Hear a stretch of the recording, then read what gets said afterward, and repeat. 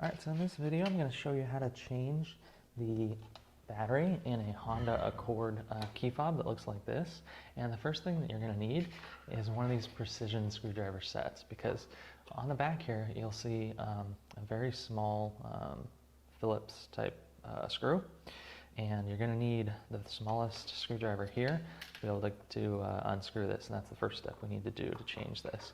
And this is for model years of the Accord 2013 to 2017 that they used this physical key here. So first thing, unscrew this. This will be a lot more difficult the first time you do it.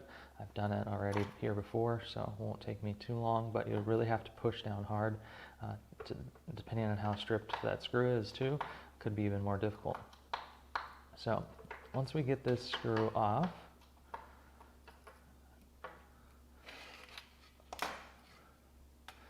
there's a spot on the side of the key here. You can see there's a little slot. Go ahead and take another one of the flathead screwdrivers from your little precision set, and you can get this for like $4 on Amazon, and I'll link to it later in below the video here. So put it in just the side there, and you can get some leverage. And if you twist, you can start to twist,